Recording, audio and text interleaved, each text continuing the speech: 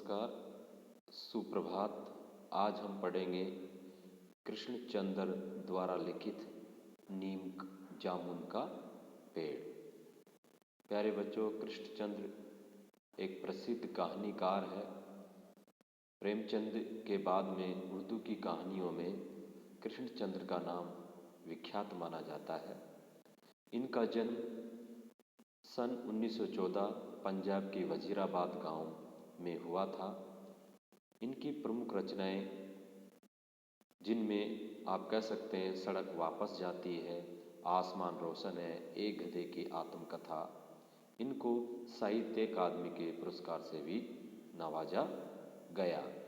इनकी इस पाठ में जामुन का पेड़ एक प्रमुख रचना है, जो कि हास्य व्यंग्य कथा है।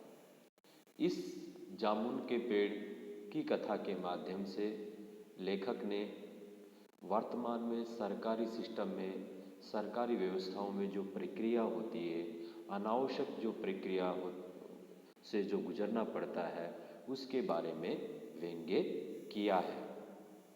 तो आइए पढ़ते हैं जामुन का पेड़। जामुन का पेड़ कृष्णचंद्र की एक प्रसिद्ध हास्य व्यंग्य कथा है। इस कहानी के माध्यम से, इस कथा के माध्यम से लेखक ने सरकारी सिस्टम पर व्यंग्य किया है। उनकी जो धीमी कार्य प्रणाली है, उस पर व्यंग्य किया है, और किस तरह से एक सरकारी सिस्टम में अनावश्यक अनेक औपचारिकताओं से, अनेक प्रक्रियाओं से गुजरना पड़ता है, जिसकी वजह से ज़रूरी जो काम है वो विलंब हो जाते हैं, उनमें देर हो जाती है। हास्य व्यंग्य के लिए चीज़ों को अनुपात से ज़्यादा फैला फुला कर दिखाने की परिपाटी पुरानी है, और ये कहानी भी उसका अनुपालन करती है। हास्य व्यंग्य में चीज़ों को बढ़ा चढ़ा करके दिखाया जाता है, उसमें अतिशयोक्ति का वर्णन होता है, इसलिए यहाँ घटनाएं अतिशयोक्तिपूर्ण और अविश्वसनीय जान पड़े। अतिशयोक्ति मतलब जहाँ किसी व्यक्ति, वस्तुओं को या चीज़ों को बढ़ा चढ़ाकर, किसी घटनाओं को बढ़ा चढ़ा करके दिखाया जाता है, और अविश्वसनीय जान पड़े। इस कथा में जो जो घटनाएं दी गई है वो सिस्टम में पूरी तरह से सही नहीं है, लेकिन वो अविश्वसनीय जान पड़ती है, उस पर विश्वास करना इतना ज़्यादा नहीं। लेकिन इस कथा के माध्यम से लेखक ने सरकारी सिस्टम में जो औपचारिकताएं हैं, अनावश्यक जो औपचारिकताएं हैं, उन औपचारिकताओं के प्रति व्यंग्य प्रकट किया है, उसकी बुराइयों को जनता के सामने लाए हैं। तो कोई हैरत नहीं, विश्वसनीय ऐसी रचनाओं के मूल्यांकन की कसौटी नहीं हो सकती। प्रस्तुत पाठ में हंसते हंसते हमारे भीतर इस बात की समझ पैदा होती है कि कार्यालयी तौर तरीकों में पाया जाने वाला विस्तार कितना निरर्थक और पदानुक्रम कितना हास्यास्पद है। पद की सीनियरिटी की कि ऑफिसों में या सरकारी कार्यालयों में वरिष्ठता होती है, पद अनुक्रम होता है, एसी, डीसी, फिर डिप्टी कमिश्नर, इस तरह से जो ये सीनियरिटी होती है, पदानुक्रम होती है, वो कितना हास्यास्पद इस कहानी में बन पड़ा है। और जो सरकारी जो कार्यालय में है, जो अनावश्यक जो औपचारिकताएं की जाती है, अनावश्यक कार्य को बढ़ाया जाता है, उसका इसमें बताया गया है। बात यहाँ तक नहीं रहती, इस व्यवस्था के संवेदन सुनने और अमानवीय होने का पक्ष भी हमारे सामने आता है कि सरकारी सिस्टम में लोग कितने संवेदनहीन हो जाते हैं, उनमें कुछ फीलिंग नहीं रहती, उनमें कुछ भावनाएं नहीं रहती, और वो मानव के प्रति एक मानवता का दृष्टिकोण नहीं अपनाते, हर चीज़ को नियम और कानून से देखना चाहते हैं। तो सरकारी सिस्टम की खामियों को, विसंगतियों को उजागर करना इस कथा का प्रमुख उद्देश्य है।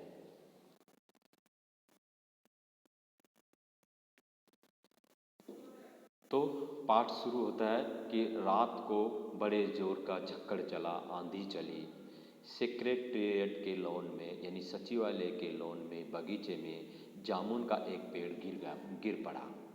वहाँ पर सचिवालय में एक जामुन का पेड़ था, वह पेड़ गिर पड़ा। सवेरे को जब माली ने देखा, वहाँ के जो गार्डनर है, उस लॉन की देखभाल करने वाले माली ने देखा, तो उसे पता चला कि पेड़ के नीचे एक आदमी दबा पड़ा है।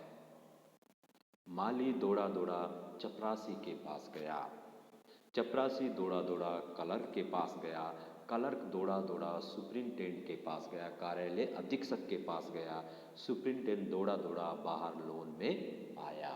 तो इस तरह से ये विस्तार एक प्रक्रियाओं का पालन किया जाता है। मिनटों में गिरे हुए पेड़ के नीचे दबे हुए आदमी के चारों ओर भीड़ इकट्ठी हो गई। बेचारा जामुन का पेड़ कितना फलदार था, एक क्लर्क बोला। एक क्लर्क ने टिप्पणी की, बाबू ने, कि ये जामुन का पेड़ कितना फलदार था और इसकी जामुनें कितनी रसीली होती थी। दूसरा क्लर्क याद करते बोला, मैं फलों के मौसम में झोली भर कर ले जाता था, मेरे बच्चे इसकी जामुनें कितनी खुशी से खाते थे। तीसरा क्लर्क लगभग रुआंसा होकर बोला, मगर ये आदमी। माली ने दबे हुए आदमी की तरफ इशारा किया। हाँ, ये आदमी। सुप्रिंटेंडेंट सोच में पड़ गया। पुलिस जो सुप्रिंटेंडेंट मतलब अधीक्षक, कार्यालय जो अधीक्षक है वो सोच में पड़ गया, उनका ध्यान नहीं गया। पता नहीं जिंदा है कि मर गया, एक चपरासी ने पूछा संवेदन अमानवीय ढंग से। मर गया होगा, इतना भारी पेड़ जिसकी पीठ पर गिर पड़े वह बच कैसे सकता है।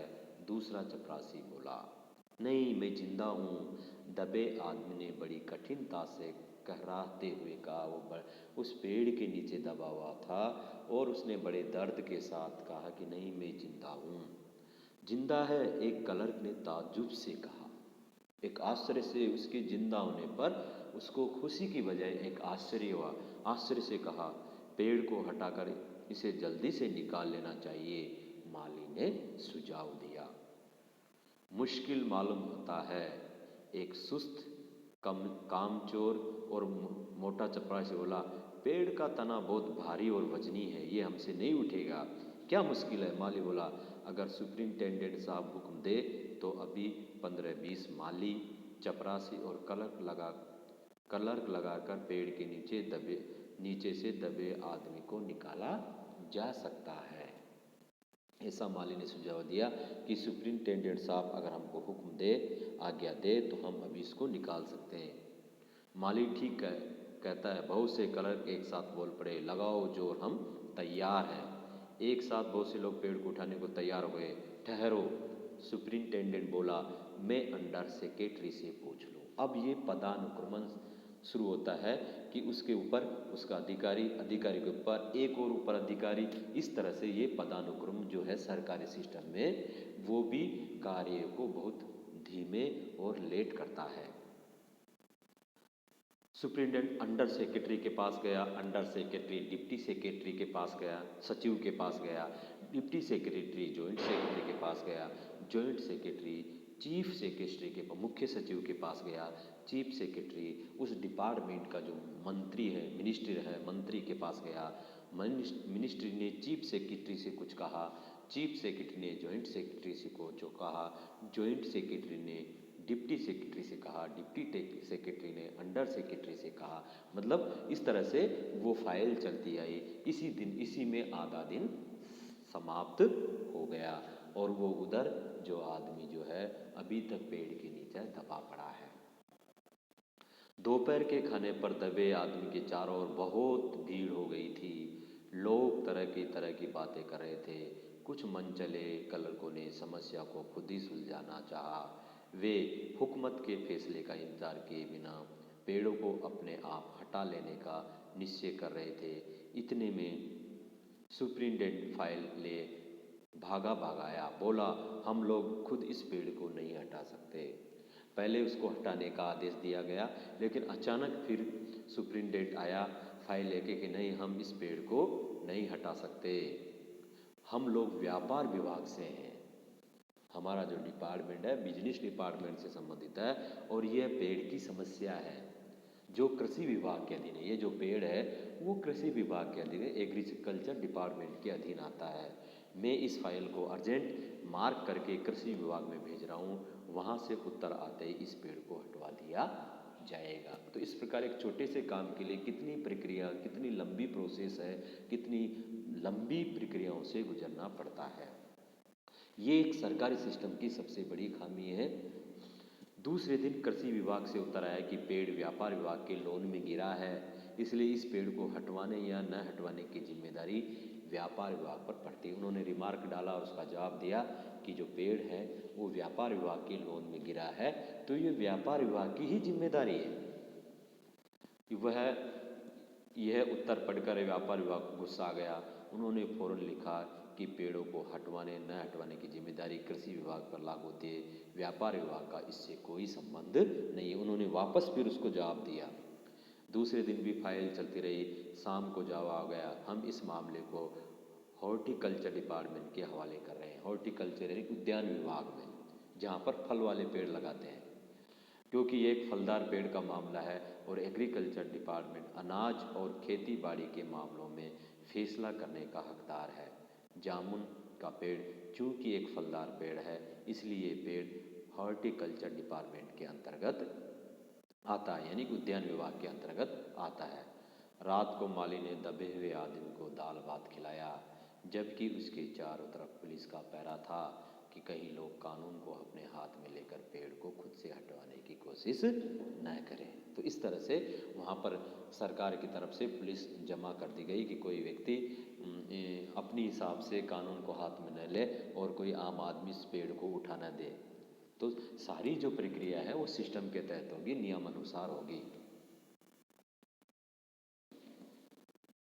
जबकि उसकी तरफ पुलिस का पर कई लोग कानून को अपने हाथ में लेकर पेड़ को खुद से हटाने की कोशिश न करें, मगर एक पुलिस कांस्टेबल को दया आ गई और उसने माली को दबे हुए आदमी को खाना खिलाने की इजाज़त दे दी।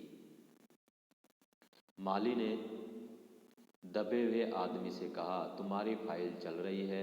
आदमी उम्मीद है कल तक फैसला हो जाएगा। जो माली है वहाँ का, वो दबे हुए आदमी को थोड़ा सांत्वना देता है कि तुम्हारी फाइल का फैसला कल तक आ जाएगा। दबा हुआ आदमी कुछ नहीं बोला। माली ने पेड़ के तनों को ध्यान से देखकर, अच्छा हुआ कि तना तुम्हारे कूल्हे पर नहीं गिरा, अगर कमर पर गिरा होता तो रीढ़ की हड्डी टूट जाती। दबा हुआ आदमी फिर भी कुछ नहीं बोला। माली ने फिर कहा, तुम्हारा यहाँ कोई वारिस है तो मुझे उसका अता पता बताओ, मैं उन्हें खबर कर देने की कोशिश करता हूँ। तुम्हारी कोई संतान है, तुम्हारा कोई देव, तो मैं उसको बता देता हूँ। मैं लावारिस हूँ, मेरा कोई नहीं है, मैं अनाथ हूँ, दबे आदमी ने बड़ी मुश्किल से कहा।